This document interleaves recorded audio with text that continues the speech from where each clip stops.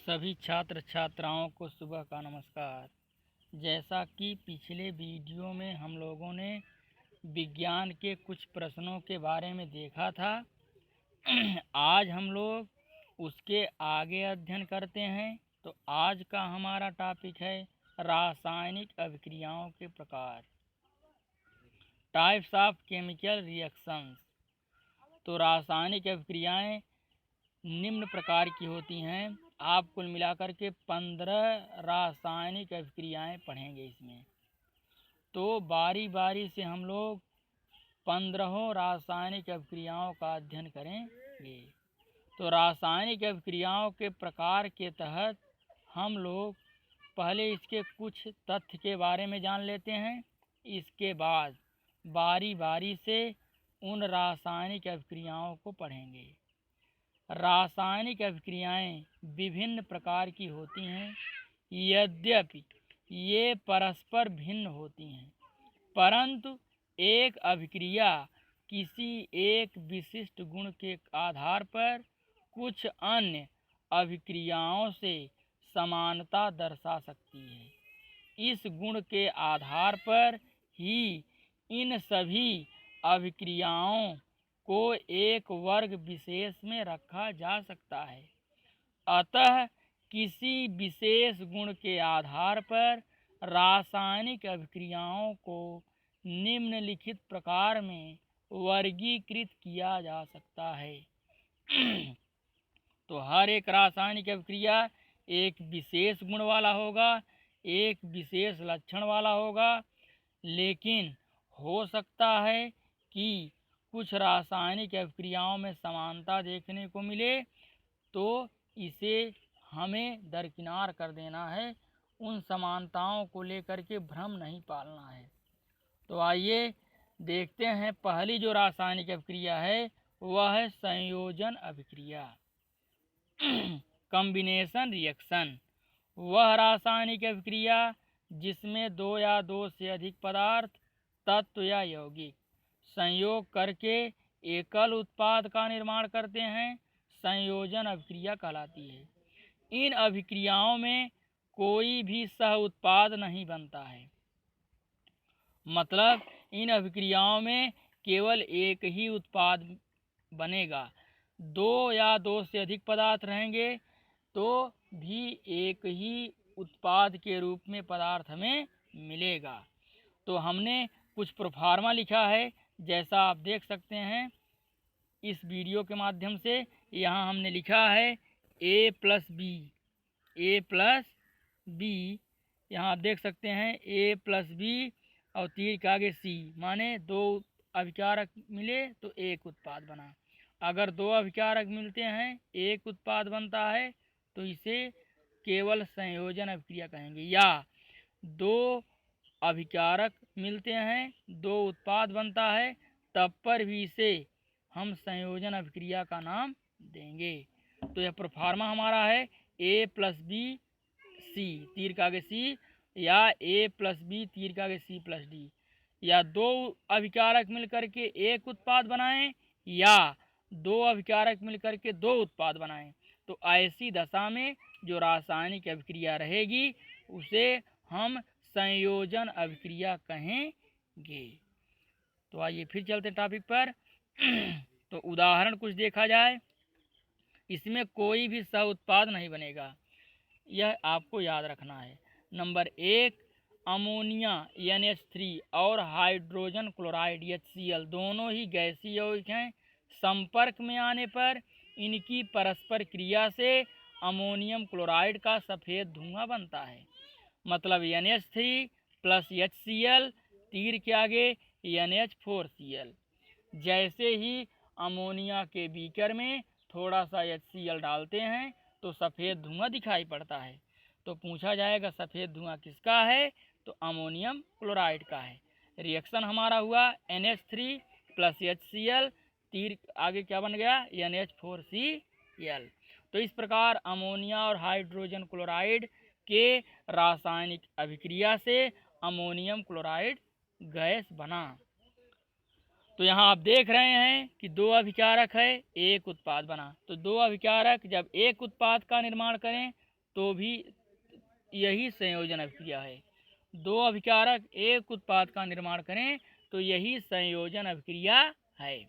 दूसरा number, carbon monoxide माने CO, जो कि अत्यंत विषैली गैस है, क्लोरीन Cl2 से क्रिया करके कार्बोनिल क्लोराइड या फास्जीन, फास्जीन होगा यहाँ, फास्फीन नहीं, फास्जीन, यहाँ गलत लिखा है तो फास्जीन समझिएगा, फास्जीन COCl2 नामक विषैली गैस बनाती है। तो कौन कौन मिलते हैं? जब कार्बन मोनोऑक्साइड क्लोरीन से रासायनिक अभिक्रिया करती है तो कार्बोनिल क्लोराइड माने COCl2 गैस के रूप में बनाती है, जिसे फास्जीन गैस कहते हैं, जो अत्यंत विषैली होती है। फास्जीन याद रखिएगा, COCl2 माने कार्बोनिल क्लोराइड, जिसे फास्जीन कहा गया। तीसरा उदाहरण आपका संयोजन अभिक्रिया में कोयले का दहन। अगर हम कोयले को जलाएं तो हमें कार्बन डाइऑक्साइड और ऊर्जा मिलती है, माने C ठोस अवस्था में है, ऑक्सीजन गैस अवस्था में है, तो हमें CO2 गैस अवस्था मिला प्लस ऊर्जा। तो कुल मिलाकर के कोयले के दहन से हमें ऊर्जा प्राप्त होती है। संयोजन अभिक्रियाएं असंतृप्त कार्बनिक यौगिकों जैसे असंतृप्त हाइड्रोकार्बनों कोष्टक में एल्कीन तथा एल्काइन, साइनाइड, कार्बोनिल यौगिक आदि का विशिष्ट गुण है। संयोजन अभिक्रियाएं कौन कौन करती हैं? असंतृप्त हाइड्रोकार्बन माने जिसमें कार्बन कार्बन के बीच डबल बॉन्ड हो या कार्बन कार्बन के बीच ट्रिपल बॉन्ड हो, वे संयोजन अभिक्रिया करती हैं। Cyanide C triple bond N, cyanide भी आपका संयोजन अभिक्रिया करती है। कार्बोनिल यौगिक C डबल बॉन्ड हो, वह भी आपका संयोजन अभिक्रिया करती है। और बहुत सारी असंतृप्त कार्बनिक यौगिक हैं जो कि संयोजन अभिक्रियाएं करती हैं। इन अभिक्रियाओं में असंतृप्त अणु के द्वि या त्रिबंध पर आक्रमणकारी अभिकर्मक पूर्णतया योग करता है, जिससे असंतृप्त अणु संतृप्त अणु में बदल जाता है। अनसैचुरेटेड मॉलिक्यूल कन्वर्ट हो जाता है सैचुरेटेड मॉलिक्यूल में। इन अभिक्रियाओं में असंतृप्त अणु का कोई भी भाग इससे पृथक नहीं होता है। मतलब असंतृप्त जो अणु होते हैं इनका कोई भी भाग अलग नहीं होगा, असंतृप्त अणुओं का कोई भी भाग अलग नहीं होगा, बल्कि आने वाला आक्रमणकारी अभिकर्मक इसके युग्म बंध या गुणित बंध पर जुड़ करके उत्पाद का निर्माण कर देगा। तो इसमें भी दो अभिकारक और जुड़ करके एक ही उत्पाद का निर्माण करेंगे। उदाहरण के तौर पर हम कुछ लिख दिए हैं, उसको देखिए ध्यान से। तो यहाँ हमने बताया है कि अगर एल्कीन है तो एल्कीन क्या करता है? एल्कीन जो है वह आपका हाइड्रोजन से जुड़ेगा, हाइड्रोजन में यह सिंगल बॉन्ड H है, तप्त NI चूर्ण माने गर्म निकिल चूर्ण, और नीचे इस डेल्टा लिखा है माने गर्मी दे दिया गया, उष्मा दे दी गई। तो एल्कीन हाइड्रोजन से जुड़ेगा तो इसका सिंगल जो हाइड्रोजन एक भाग है एक कार्बन पर, दूसरा भाग दूसरे कार्बन पर, तो एल्कीन एल्केन में बदल जाएगा, क्योंकि कार्बन डबल बॉन्ड वाले होते हैं एल्कीन और कार्बन सिंगल बॉन्ड वाले होते हैं एल्केन। तो एल्कीन में हाइड्रोजन जुड़ने पर एल्केन में बदल जाता है। उसी प्रकार एल्काइन में हाइड्रोजन जुड़ेगा तो एल्कीन बनाएगा, फिर एल्कीन में हाइड्रोजन फिर जुड़ेगा तो आपका बना लेगा एल्केन। क्या बना लेगा? एल्केन। देखिए हाइड्रोजन यहाँ लिखा गया है, एल्कीन में हाइड्रोजन जुड़ा तो एल्केन बन गया। तो यह अभिक्रिया तब तक चलेगी जब तक ट्रिपल बॉन्ड सिंगल बॉन्ड में बदल नहीं जाएगा, जब तक त्रिकबंध एकल बंध में बदल नहीं जाएगा। उसी प्रकार बेंजीन देखिए, हाइड्रोजन से योग किया, उत्प्रेरक ताप गर्मी दिए तो हमें साइक्लोहेक्सेन मिल गया, C6H6 से C6H12 बन गया। तो इस प्रकार ये सब योगात्मक अभिक्रियाओं के कुछ उदाहरण हैं। जितनी भी योगात्मक अभिक्रियाएं हैं वे सब के सब आप देखिए तीनों के तीनों लिखे गए हैं। असंतृप्त कार्बनिक यौगिकों में हाइड्रोजनीकरण और तीन उदाहरण हमने लिखा है। अब तीनों को विस्तार पूर्वक यहाँ बताया है। 3 उदाहरण हमने लिखा है। एक आपका एल्कीन से एल्केन बना, एक एल्काइन से एल्केन बन गया, और एक आपका बेंजीन से साइक्लोहेक्सेन बन गया। तो इस प्रकार हमारा तीनों उदाहरण जो है असंतृप्त हाइड्रोकार्बन से रिलेटेड था, असंतृप्त हाइड्रोकार्बन से संबंधित था। तो इस प्रकार संयोजन अभिक्रियाएं असंतृप्त हाइड्रोकार्बनों का एक विशेष गुणधर्म होती हैं, असंतृप्त कार्बनिक यौगिकों का एक विशिष्ट गुण होती हैं। तो आइए अब देखते हैं थोड़ा सा क्रियाकलाप। तो क्रियाकलाप 1.4 दिए गए कैल्शियम ऑक्साइड तथा जल की संयोजन अभिक्रिया ज्ञात करना। तो आवश्यक सामग्री हमारे पास बीकर होने चाहिए, कैल्शियम ऑक्साइड होने चाहिए, जल होने चाहिए। क्रिया विधि में एक बीकर में थोड़ा कैल्शियम ऑक्साइड या अनबुझा चूना लीजिए, इसमें धीरे धीरे जल मिलाइए। अब बीकर को स्पर्श कीजिए जैसा कि चित्र में दिखाया गया है। हमने क्या किया, अनबुझा चूना या कैल्शियम ऑक्साइड, अनबुझा चूना या कैल्शियम ऑक्साइड को लेकर के बीकर में रखे और ऊपर से धीरे धीरे जल मिलाए। तो जब जल मिलाएंगे तो क्या होगा, धीरे धीरे बीकर आपका गर्म होगा और कैल्शियम ऑक्साइड कैल्शियम हाइड्रोक्साइड में बदल जाएगा। अनबुझा चूना या कली चूना बुझा हुआ चूने में बदल जाएगा, जिसको लोग खाते हैं। प्रेक्षण, कैल्शियम ऑक्साइड जल से क्रिया करके कैल्शियम हाइड्रोक्साइड बनाता है तथा बीकर का ताप बढ़ जाता है। निष्कर्ष, दिए गए क्रियाकलाप से बीकर का ताप बढ़ता है तथा ऊष्मीय ऊर्जा बाहर निकलती है। ऐसी अभिक्रिया ऊष्माक्षेपी अभिक्रिया कहलाती है।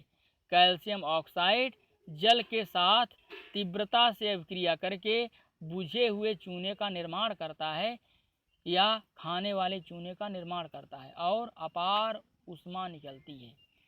बिना बुझा हुआ चूना आपका लिए कैल्शियम ऑक्साइड, इसी को हम कलिया चूना कहते हैं, CaO। देखिए यस लिखा है, CaO, यस माने solid state, plus H2OL, L माने लिक्विड स्टेट। तो बन गया आपका कैल्शियम हाइड्रोक्साइड एक्वस, बुझा हुआ चूना का विलयन बन गया। अतः ऐसी अभिक्रिया जिसमें 2 या 2 से अधिक अभिकारक मिलकर एकल उत्पाद का निर्माण करते हैं उसे संयोजन अभिक्रिया कहते हैं। तो संयोजन अभिक्रिया एक बार फिर देख लिया जाए। ऐसी अभिक्रिया जिसमें 2 या 2 से अधिक अभिकारक मिलकर एकल उत्पाद का निर्माण करते हैं उसे संयोजन अभिक्रिया कहते हैं। संयोजन अभिक्रिया में 2 अभिकारक मिलेंगे तब पर भी एक उत्पाद बनेगा।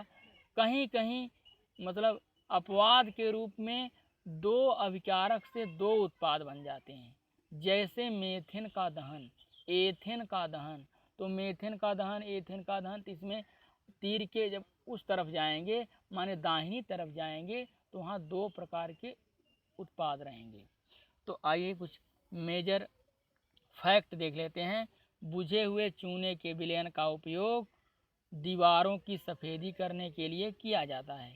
कैल्शियम हाइड्रोक्साइड वायु में उपस्थित कार्बन डाइऑक्साइड के साथ धीमी गति से अभिक्रिया करके दीवारों पर कैल्शियम कार्बोनेट की एक पतली परत बना देता है। सफ़ेदी करने के 2 या 3 घंटे बाद कैल्शियम कार्बोनेट का निर्माण होता है और इससे दीवारों पर चमक आ जाती है। रोचक बात यह कि संगमरमर का रासायनिक सूत्र भी CaCO3 ही है। तो जब हम बुझे चूने के पानी में कार्बन डाइऑक्साइड गैस प्रवाहित करते हैं तो हमें कैल्शियम कार्बोनेट मिलता है, हमें कैल्शियम कार्बोनेट प्राप्त होता है, जिसकी वजह से दीवारों पर चमक उत्पन्न हो जाती है। तो जैसे ही आप बुझे हुए चूने के विलयन का उपयोग दीवारों पर सफ़ेदी के रूप में करेंगे तो वायु में उपस्थित कार्बन डाइऑक्साइड उससे संयोग करेगा, उससे जुड़ेगा, तो हमें कुछ देर के बाद 2 से 3 घंटे के बाद दीवार पूरी तरह से चमकीली नज़र आने लगेगी। जाएगी। इसका मतलब उस दीवार की सतह पर कैल्शियम कार्बोनेट की परत जम गई, जिसकी वजह से यह चमकदार नज़र आने लगता है। रिएक्शन देख लीजिए, कैल्शियम हाइड्रोक्साइड एक्वस है, उसमें कार्बन डाइऑक्साइड मिलाए तो CaCO3 मिल गया, कैल्शियम कार्बोनेट सॉलिड स्टेट में, प्लस H2OL माने लिक्विड स्टेट में, जल आपका मिला द्रव अवस्था में। तो आप देख भी सकते हैं, बुझा हुआ चूने का पानी ले लीजिए घर पे, थोड़ा सा जो खाने वाला चूना है उसको ले जा कर के पानी में डालिए, डालने के बाद उसमें नली के सहारे ऊपर से फूंक मारिए, कुछ देर तक फूंक मारिए। आप देखेंगे कि पूरा विलयन दूधिया रंग का हो जाएगा, पूरा विलयन दूधिया रंग का हो जाएगा। कुछ देर आप रुक जाएंगे तो धीरे धीरे चूने का जो मतलब चूने के कण हैं, कैल्शियम हाइड्रोक्साइड के कण हैं, वे कार्बन डाइऑक्साइड से जुड़ करके नीचे पेंदी में धीरे धीरे बारीक चूर्ण के रूप में उपस्थित होते रहते हैं। तो इस प्रकार आप घर पर भी प्रयोग कर सकते हैं, क्योंकि लगभग हर घरों में चूना, खाने वाला चूना उपस्थित ही है, लगभग हर घरों में खाने वाला चूना उपस्थित ही है। कार्बन डाइऑक्साइड तो है ही है, क्योंकि जो हम मतलब गैस अंदर लेते हैं तो ऑक्सीजन, बाहर निकालते हैं तो कार्बन डाइऑक्साइड। तो धीरे धीरे आपका जो चूने का पानी वो दूधिया रंग का हो जाएगा और कुछ देर रुक जाएंगे तो वह नीचे बैठ जाएगा। तो बहुत बहुत धन्यवाद। इसमें किसी प्रकार कोई दिक्कत हो, कोई समस्या हो तो कमेंट के माध्यम से अवगत कराइए और अपनी समस्या का समाधान पाइए। जय हिंद।